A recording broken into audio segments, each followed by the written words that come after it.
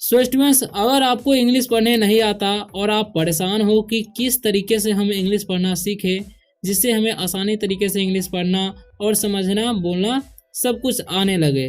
So students, इस video में हम आप लोगों के लिए बहुत ही आसान तरीके से इंग्लिश पढ़ना सिखाए हैं। सो स्टूडेंट्स, इस वीडियो में हम आपको बताएंगे कि आप किस तरीके से वर्ड का उच्चारण कर सकते हैं, किस तरीके से उसका मीनिंग निकाल सकते हैं। ठीक। सो स्टूडेंट्स, इस वीडियो में हम जिस तरीके से पढ़ाएंगे उस तरीके से अगर आप लोग डेली वे में मेरे साथ रीडिंग प्रैक्टिस करेंगे तो जाहिर सी बात है कि आपको कुछ ही दिनों में इंग्लिश पढ़ना आने लगेगा और आप आसानी से इंग्लिश पढ़ना भी सीख जाएंगे। तो चलिए फटाफट से वीडियो को स्टार्ट करते हैं। उससे पहले अगर आप लोग वीडियो पर नए आए हो तो वीडियो को लाइक कर ले और चैनल को सब्सक्राइब अवश्य कर ले आसानी से इंग्लिश पढ़ना सीखने के लिए। सो स्टूडेंट्स, फर्स्ट लाइन है हमारा TODAY। बहुत सारे स्टूडेंट्स इसे टुडे पढ़ते हैं, लेकिन इसे टुडे नहीं पढ़ना है, इसे पढ़ना है टुडे, क्योंकि TO का उच्चारण जो होता है यहाँ पर ऊ हो रहा है, तो इसे पढ़ेंगे हम टुडे। ऑन द, इसे दे नहीं या थे नहीं पढ़ना है। ठीक। अब है FINAL। ठीक। जब भी किसी वर्ड के जस्ट बाद आई आ जाता है तो आई का उच्चारण आई ही रहता है। ठीक। जैसे में KIND काइंड, उसी तरीके से है FINAL, तो इसे पढ़ेंगे हम फाइनल। DAY, जब भी किसी वर्ड के लास्ट में AY आए तो उसका उच्चारण ए हो जाता है और लंबे समय तक होता है, तो इसे पढ़ते हैं हम डे। Of summer. ठीक। इसे पढ़ेंगे समर, इसे सुमर नहीं पढ़ना है। बहुत सारे स्टूडेंट्स इसे सुमर पढ़ने लगते हैं जिससे उसका उच्चारण गलत हो जाता है, तो इसे समर पढ़ना है। ठीक। क्योंकि यू का जो उच्चारण है यहाँ पर अ हो रहा है। ठीक। टुडे मतलब होता है आज। ओके। ऑन मतलब होता है पर। द मतलब कोई मीनिंग नहीं होता है। फाइनल मतलब होता है अंतिम, समझ लेंगे। ठीक। ठीक। फाइनल मतलब अंतिम। डे मतलब होता है दिन। ऑफ मतलब होता है का। समर मतलब होता है गर्मी। ओके। CAMP, इसे कैंप पढ़ना है, सैम्प नहीं पढ़ना है। बहुत सारे स्टूडेंट्स इसे पढ़ने में गलत कर देते हैं, तो इसे कैंप पढ़ेंगे और कैंप मतलब होता है शिविर। ठीक। ओके। तो टुडे, आज, ऑन द फाइनल डे यानी कि अंतिम दिन ऑफ समर कैंप, यानी कि इसका मतलब होगा आज गर्मी शिविर का अंतिम दिन है। ठीक। अब इसे पढ़ेंगे हम ADA से और DA से डा, अडा। एंड, जब भी AN आए तो उसका ए का जो उच्चारण हो जाता है ए हो जाता है, तो एंड लिली। ठीक। इसे पढ़ेंगे हम लिली। ठीक। तो LILLY, जब भी ILL साथ में आए तो उसका उच्चारण हो जाता है इल, तो लिली। ठीक। तो अडा ही पढ़ेंगे। ओके। एंड मतलब होता है और, लिली मतलब होता है कुमुद। कुमुद होता है या नाम भी हो सकता है, समझ गए। अब है STAND, स्टैंड। ठीक। विलो, इसे बेलो नहीं पढ़ना है, बिलो पढ़ना है। ई का उच्चारण यहाँ पर ई हो रहा है, तो विलो। The bear. ठीक। बेयर नहीं पढ़ना है, इसे बियर पढ़ना है। ठीक। क्योंकि यहाँ पर ई का जो उच्चारण है ई हो रहा है, तो बियर। क्रॉल। ठीक। इसे पढ़ेंगे क्रॉल। ठीक।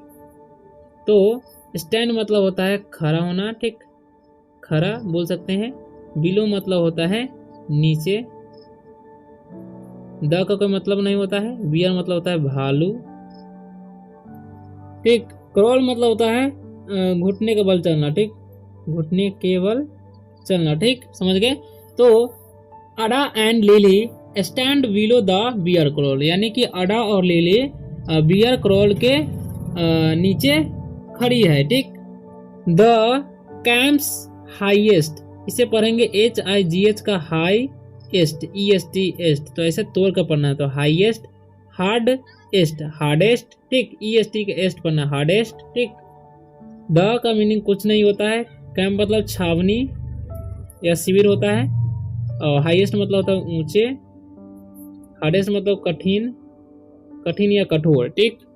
रोप मतलब होता है रस्सी, ऐसे रोप पढ़ना है। ठीक। रोपे नहीं। कोर्स, इसे कोर्स पढ़ना है। कोर्स मतलब होता है श्रृंखला या अवधि होता है। ठीक। अवधि बोल सकते हैं। Okay. The camps highest hardest rope course. ठीक। यानी कि शिविर ऊंचे, कठिन और रस्सी अवधि है। ठीक। अब देखिए, they watch the rope ladder. ठीक। तो दे का मतलब होता है वे लोग। ठीक। वॉच मतलब देखा। ओके। द का कोई मीनिंग नहीं होता है। रोप मतलब होता है रस्सी। ठीक है। लैडर मतलब होता है सीढ़ी। ठीक। जिस पर हम चढ़ते हैं। तो they watch the rope ladder, यानी कि वे लोग एक रस्सी का सीढ़ी देखते हैं। ठीक, विथ मतलब होता है के साथ, इट्स मतलब इसे, वुडन मतलब होता है लकड़ी का, एक्स मतलब होता है खंभा, एंड मतलब और, रोप मतलब होता है रस्सी, साइड मतलब होता है किनारा। ठीक, with its wooden rugs and rope sides, इसे लकड़ी और खंभों के रस्सी को किनारों के साथ देगा। ठीक, सवे मतलब बोल वाले या झूला झूलते हुए बोल सकते हैं, झूला झूलते हुए। ठीक, इन मतलब होता है में, विंड मतलब होता है हवा, बिटवीन मतलब होता है के बीच। ठीक, टू मतलब होता है दो, टॉल मतलब लंबा। ओके, फाइंस मतलब होता है दबेदार। ठीक, दबेदार, ढका हुआ बोल सकते हैं। ठीक, okay, sway in the wind between two tall pines, यानी कि दो ऊंचे दवादार पेड़ों के बीच हवा में झूलते हुए देखते हैं। ठीक, अडा पल्स इज रेसिंग। ठीक, अडा मतलब अडा नाम है। ठीक, स्टॉफियस जब भी लगा रहा है तो उसका मतलब होता है काके की, तो अडा की, पल्स मतलब होता है नब्ज। ओके, इज मतलब होता है रेसिंग मतलब तेज, तेज चलना। ठीक, तो अडास पल्स इज रेसिंग, यानी कि अडा के नब्ज तेज चल रही थी। ठीक, अब यहाँ पर पुल्स नहीं पढ़ना है, यहाँ पर यू का उच्चारण अ है तो पल्स पढ़ेंगे। ठीक, and her hands feel clammy. ठीक, तो एंड मतलब होता है और, हर मतलब होता है उसकी, हैंड्स मतलब होता है हाथ, फील मतलब होता है महसूस करना। ठीक, महसूस। ठीक, चिपचिपे। ठीक, चिपचिपे, क्लैमी मतलब होता है चिपचिपे। तो and her hands feel clammy, यानी कि और उसके हाथ चिपचिपे लग रहे हैं। ठीक, बट मतलब होता है लेकिन, सी मतलब वह, इज मतलब है। ठीक, लाइफ मतलब होता है राहत। ठीक, और इसे पढ़ेंगे टू मतलब कुछ भी नहीं होता है, हियर मतलब होता है सुनना, लिली मतलब नाम है तो लिली ही पढ़ेंगे, और वॉलंटियर मतलब होता है स्वेच्छा। ओके, टू गो मतलब जाने को, फर्स्ट मतलब पहले, समझे। But she is relieve to hear Lily volunteer to go first. ठीक, लेकिन लिली को पहले जाने के लिए स्वेच्छा से सुनने की राहत मिली। ठीक, अब यहाँ पर लिखा है पुलिन, इसे पुलिन पौलिन नहीं पढ़ना है या पौलाइन नहीं पढ़ना है, इसे पढ़ेंगे पुलिन, नाम है। ठीक, द कैंप मतलब शिविर। ठीक, ओके, काउंसलर मतलब होता है सलाहकार, समझ गए। हु मतलब होता है जो या कौन होता है। ठीक, ऑलवेज मतलब हमेशा, वियर मतलब होता है पहनना। ठीक, ए मतलब एक, पर्पल मतलब होता है बैगनी, जैकेट मतलब जैकेट ही होता है। ठीक, पर्पल मतलब होता है बैगनी, हैट मतलब होता है टोपी,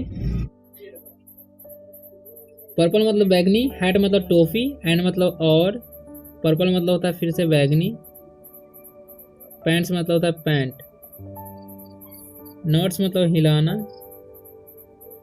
एंड मतलब और, हेल्प मतलब होता है मदद करना, लिली ना तो नाम है तो लिली, गेट मतलब पाई या दिया बोल सकते, रेडी मतलब तैयार। ठीक, समझ गए। तो इसका मतलब होगा, हम निकालेंगे, कहाँ गया, the camp counsellor who always wears, यानी कि जो full in the camp counsellor who always wears, यानी कि पुलिन जो कैंप काउंसलर था यानी कि शिविर सलाहकार था, हु जो हमेशा बैगनी जैकेट पहनता था, बैगनी टोपी पहनता था, एंड पर्पल पैंट से और बैगनी पैंट पहनता था। ठीक, नोट्स यानी कि हिलाया, and helps lily get ready, यानी कि अपना सिर हिलाया और लिली की मदद की। ठीक, pooling tugs on lilies harness. ठीक, तो पुलिन मतलब पुलिन ही होगा, टग्स मतलब होता है खींचना। ठीक, ऑन मतलब पर, लिली मतलब नाम है तो लिली ही पढ़ेंगे, लिली की क्योंकि एस्टोफियस है, हार्नेस मतलब हार्नेस, ठीक। एंड मतलब और, ठीक है। और हार्नेस मतलब दोहन होता है, ठीक, दोहन। एंड मतलब और मेक्स मतलब होता है बनाना, ठीक है। श्योर मतलब होता है सुनिश्चित, सुनिश्चित। हर मतलब उसकी। हेलमेट मतलब हेलमेट होगा। इज मतलब होगा है। श्रृंग मतलब आरामदायक, ठीक। तो पुलिन टैक्स यानी pooling tax on lilies harness, ठीक, यानी कि पुलिन उसके हार्नेस को खींचता है। एंड और make sure her helmet is snug, और यह सुनिश्चित करता है कि उसका हेलमेट आरामदायक है कि नहीं, ठीक। द का कोई मीनिंग नहीं होता है। सेफ्टी मतलब होता है सुरक्षित। केबल मतलब होता है केबल, ठीक। रन्स मतलब होता है दौड़ना। फ्रॉम मतलब से। लिलीज मतलब लिली की। हार्नेस मतलब हार्नेस। अप मतलब ऊपर। टू ए पुली, पुली यानी पुली कोई जगह चीज मतलब जगह का नाम है। एंड मतलब और। देन मतलब फिर। बैक मतलब वापस या पीछे। डाउन मतलब नीचे होता है। पुलिन नाम है तो पुलिन ही पढ़ेंगे। पर्पल मतलब वैगनी। हार्नेस मतलब हार्नेस, ठीक। निकालेंगे the safety cable runs from Lily's harness to pulley and then back down to Pullin's purple harness. यानी कि इसका मतलब होगा सुरक्षा केबल लिली के हार्नेस से पुली तक और फिर वापस पुलिन के वैगनी हार्नेस तक चलती है, ठीक। सो स्टूडेंट्स, इसी तरह से इंग्लिश पढ़ने के लिए वीडियो को लाइक करें और चैनल को अवश्य सब्सक्राइब कर ले ताकि आप आसानी से इंग्लिश पढ़ना सीख सकें।